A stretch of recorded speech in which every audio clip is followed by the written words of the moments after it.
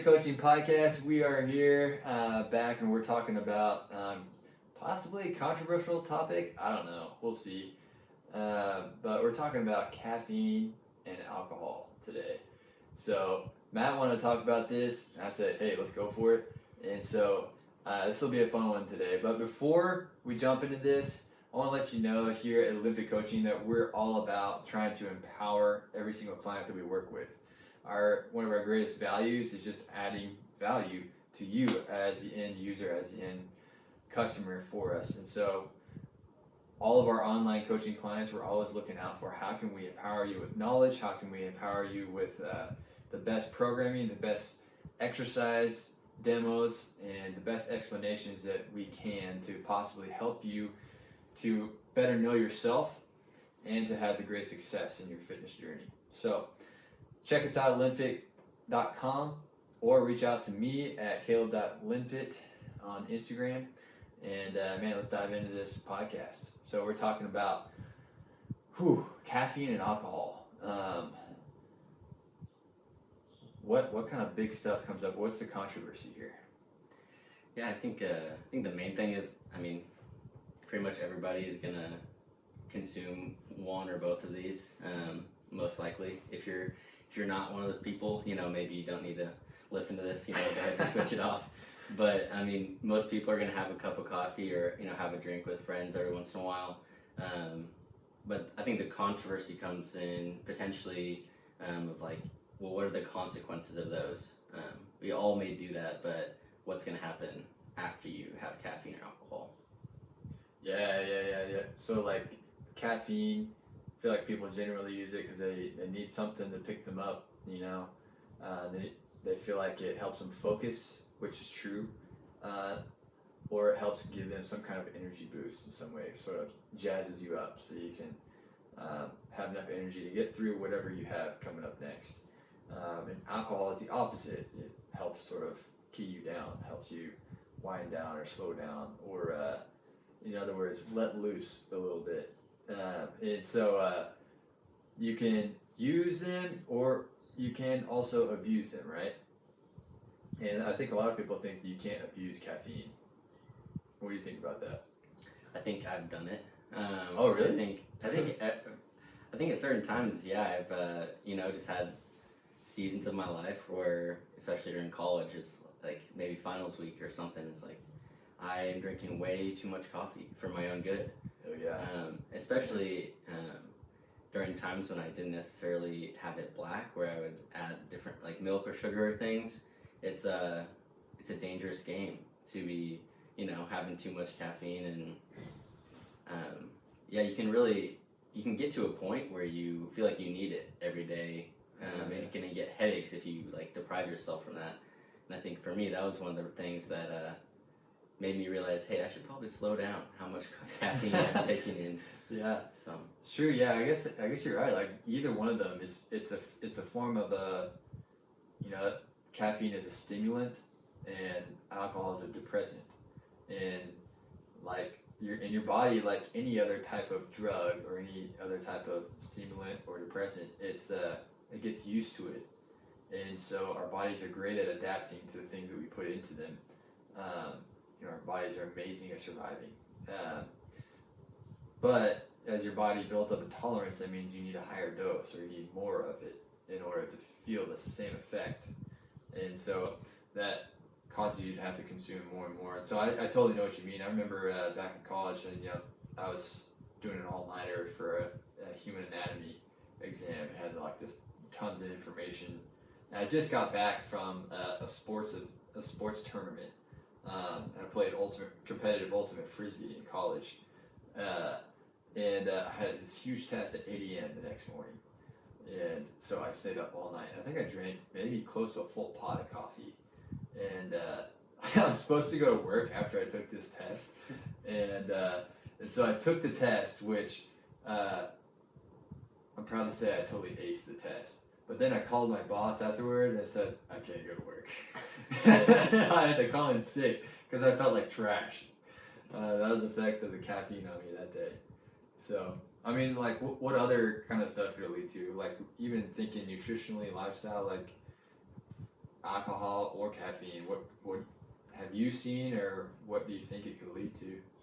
Yeah, I think with both of them, there's just a really easy way for them to add unnecessary calories, really hidden calories to your body. So whether that's ordering the cappuccino with extra like some flavoring and whipped cream on top, it's like you're basically having dessert in the morning.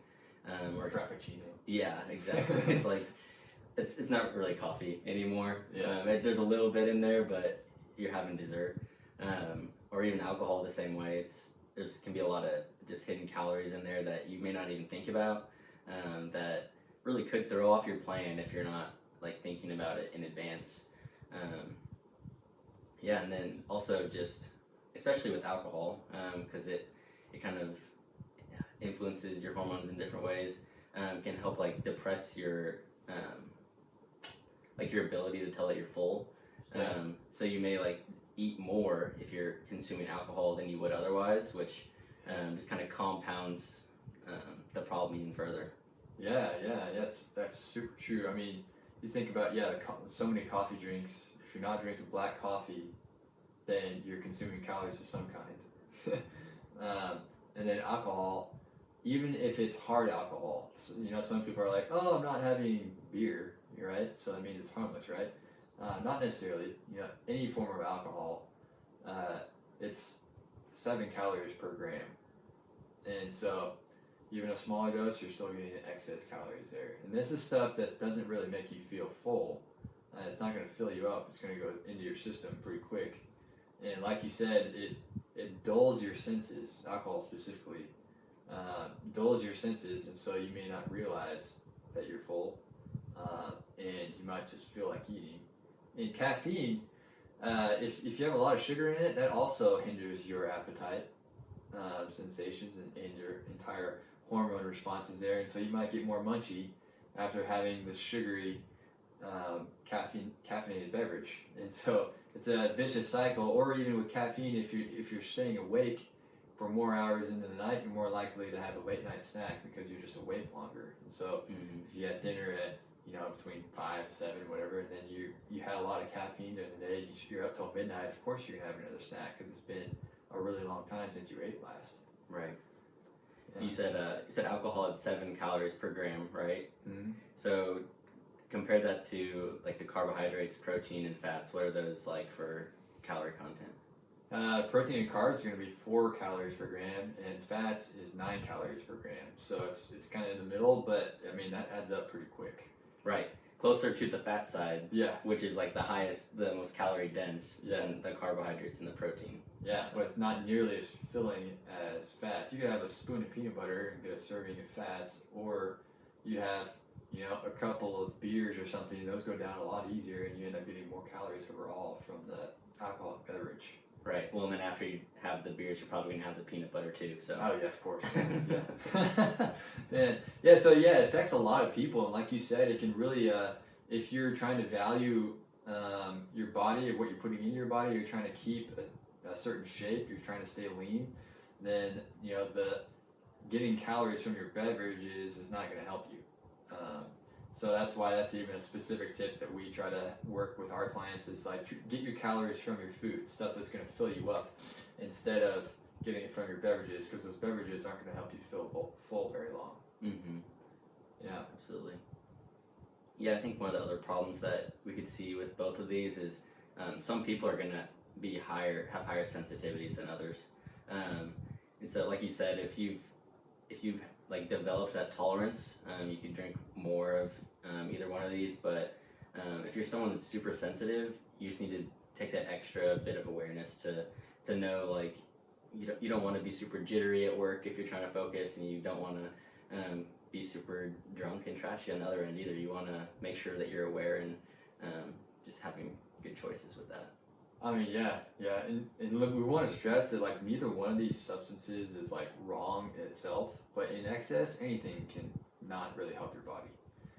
Even the healthiest foods, if you eat too much of them, they're not going to help you reach your fitness goals.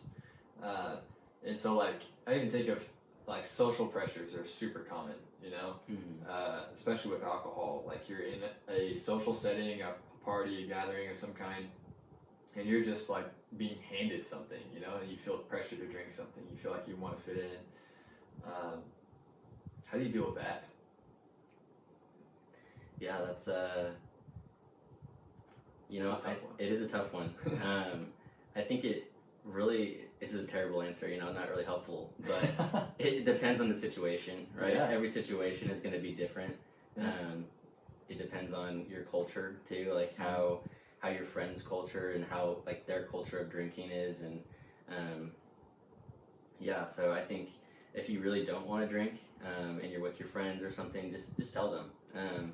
If they are your friends, then they should just respect that, and you know, maybe difficult, may cause some tension, but if that's something that you really want and really value, then yeah, they should understand that and respect you for that. Yeah, it's true. I mean, you know, because it's not like horrible for in small doses. You know, it's not like wrong to have it. You know, occasionally, like even there's plenty of people who are able to prevent chronic disease and don't have it just like one drink a day. You know, but if the leaner you want to be, the less you can have, really. Or the healthier you want to be, or the better you want to perform, the less you can have. With caffeine, on the flip side, like that's always been used as like it's one of the only legal performance enhancing substances, you know, out there, because it helps you be more dialed in, more focused, and it also gives you a little boost of energy. But it also has a side effect. Both of these, alcohol and caffeine, are diuretics, make you have to use the bathroom. And so there's a risk of dehydration there when it comes to performance and stuff. So you do have to factor that in. But like you said, there definitely are like responders, non-responders. I think of it's definitely with caffeine. Some people are affected by it significantly more than others.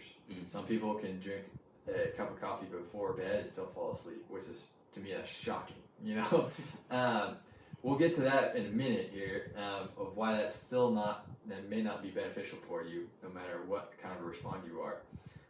But with alcohol, your tolerance, you know, if you've had a lot of it, you might have a higher tolerance, but generally people with a leaner body composition are going to be more sensitive to alcohol than people with a less lean body composition. Right, and that's also just going to depend on your gender, how much food you've had, how hydrated you are, all different things too. Yeah, for sure.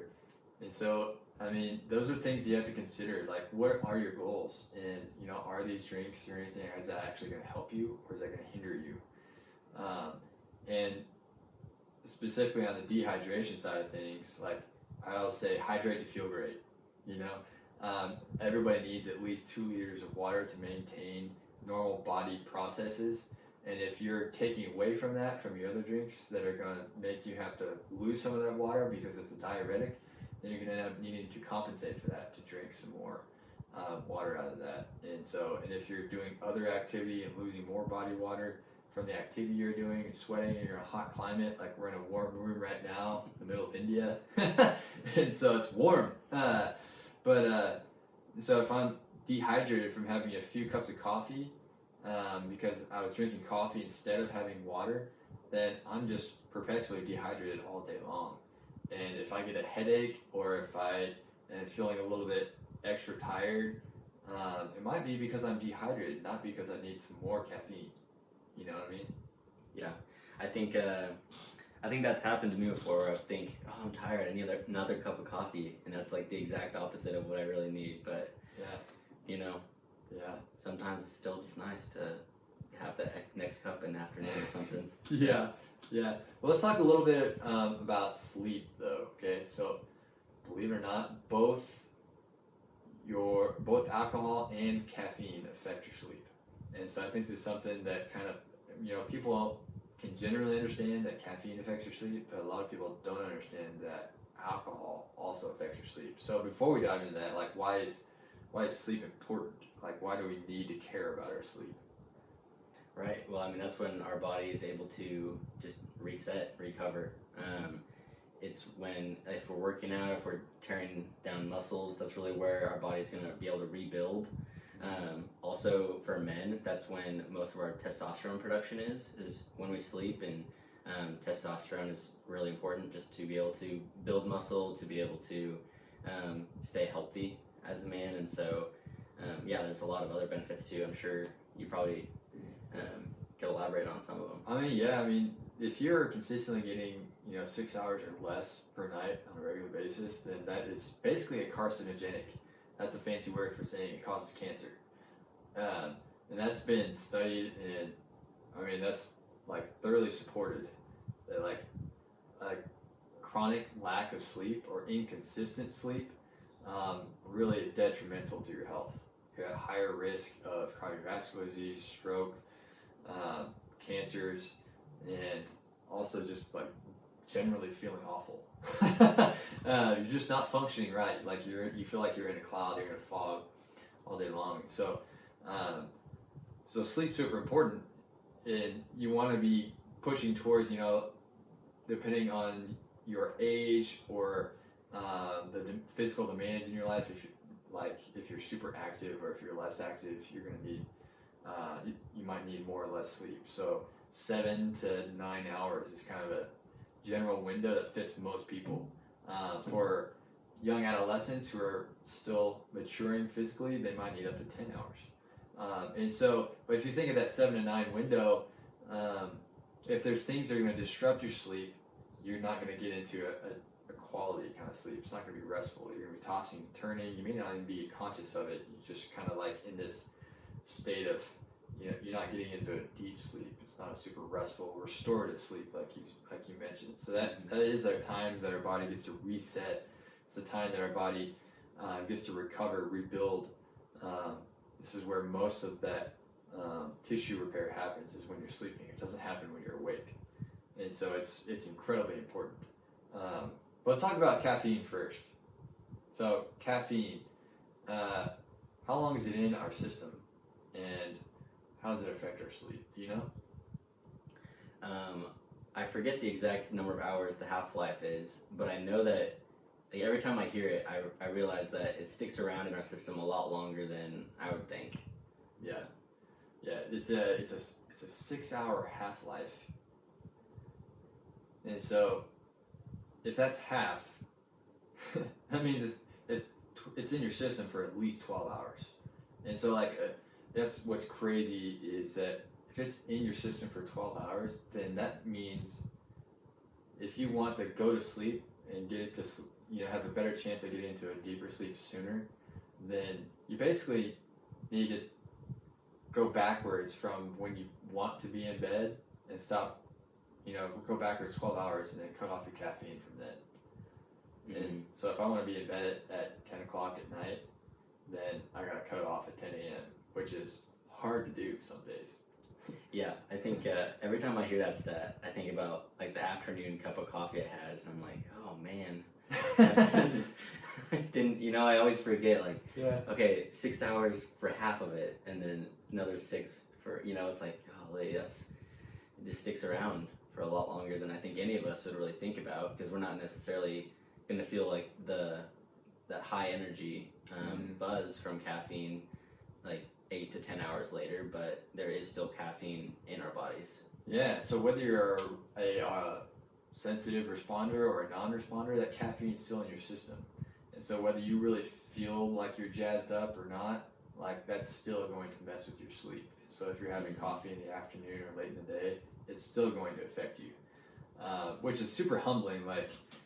I love coffee. I mean, I'm at least a 2-cup a day kind of guy. I'll wake up, I'll have my first cup, I'm like, yes, the day's starting right. And then oftentimes a couple hours later, I'll have my second cup. And I'm like, yep, that's still so right. Yeah, it's so good. It's helping me get going. Even if I'm fully rested, it's just something that my family culture's had my whole life. My dad, I always remember my dad having a cup of coffee with them, in the morning. And because he worked super early, he would get up super early, and coffee was just part of the family culture. And so it's tastes good, and it's also, nostalgia for me a little bit every time I have a cup of coffee.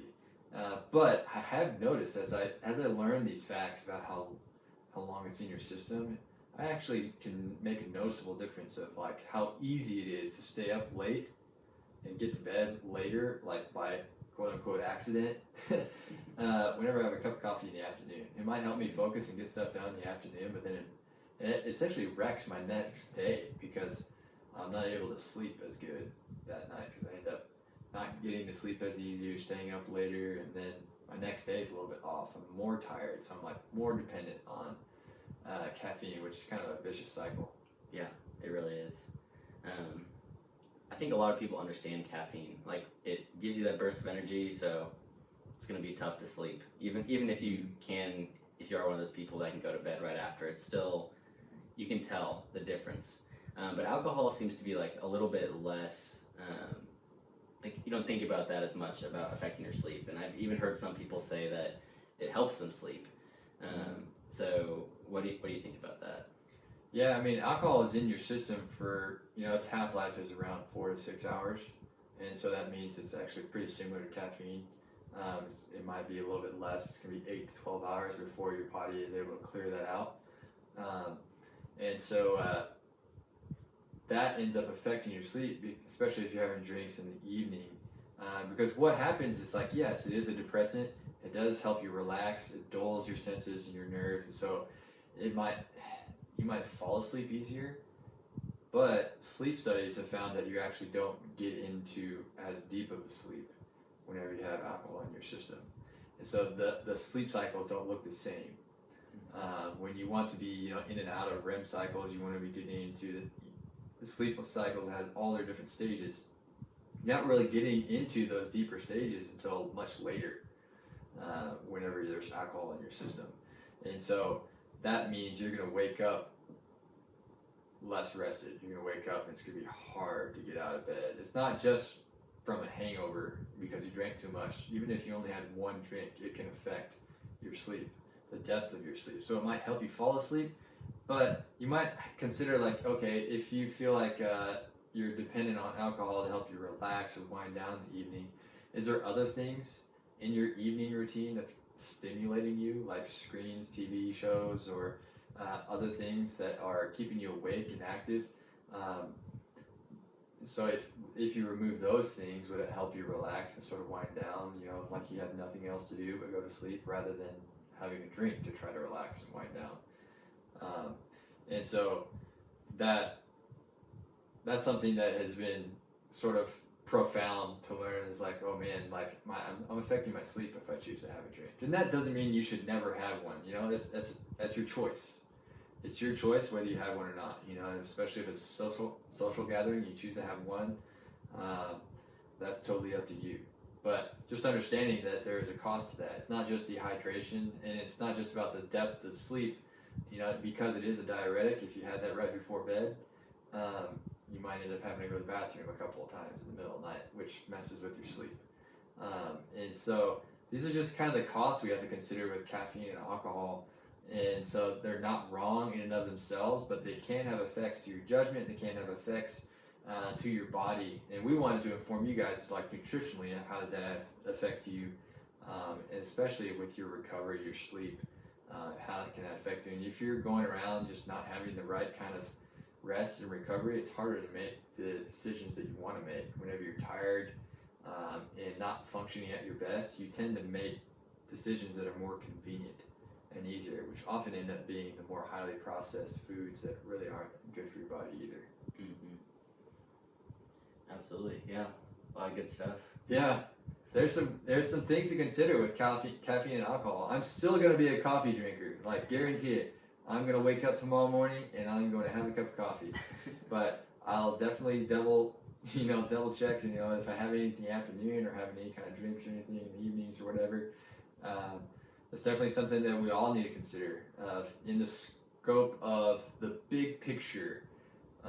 It's not wrong to have any one thing, but if it's going to take away from who we want to be as far as sleep, recovery, how we want to function or perform, then consider what could be decreased or even cut out if we want to keep progressing in who we want to be.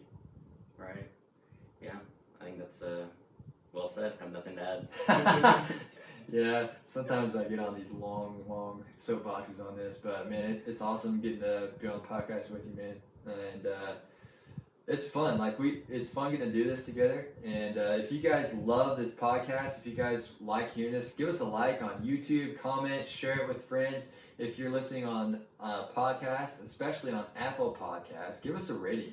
Give us a 5-star rating and give us a review and share this with others. We want this word to go out so that it can empower others to ultimately help people choose to live better lives because they're empowered with the information that helps them do that. Yeah. Thanks for listening. We'll catch you on the next one.